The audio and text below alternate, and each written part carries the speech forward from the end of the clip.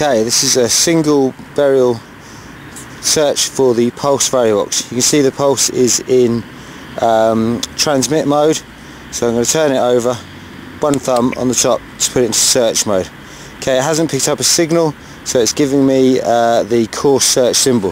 So I'm off across my avalanche as fast as I can. I'm sorry if this picture's a bit rubbish, but if I hold the camera any closer to the Barryvox, I get electrical interference from the camera. So I have to hold it as far away as possible, which is affecting the focus a bit. But anyway, down the avalanche, I can see the screen, even you can't, and it's showing me the course search symbol. If I stop, I can show you that it's still showing course search, keep moving. So now across my avalanche debris, moving as fast as I can. Just trying to pick up my first signal, that's all I'm interested in. Moving quickly, no noise at all. Still nothing, turn, reach the side of my avalanche. Okay, it beeps to show me, I think it's got a signal. Okay, and you can see that it thinks there's one signal approximately 36 meters away. Okay, so now I have to centralize the arrow, and actually you probably can't hear this.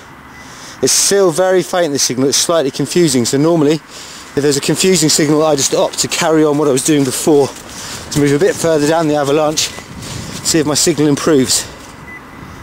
Okay, now you can actually hear the analog audio in the background, and I'm down to 23 meters and I've got a much more stable arrow. So I centralise my arrow and I begin to walk forward, still moving quite quickly, but not so quickly that I lose contact with the instructions. Okay, it's asking me to turn a bit to the left, so I turn to the left. If I drift off course, for instance, it will correct me, and got to keep that arrow in the middle, keep going forward. All the time the analog signal in the background is getting louder, letting me know I'm getting closer. Keeping the arrow in the middle.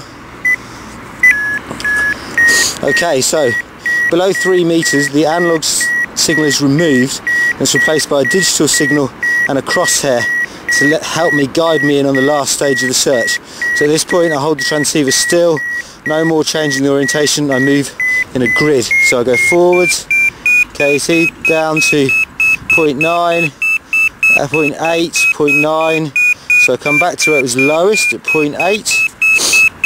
Okay, 0.9 I've got there, come left a bit, 0.8, keep going left, it's going up, back to where I was 0.8, go the other way, it's going up 0.9, back to 0.8, and really anywhere I go, the signal, the number goes up.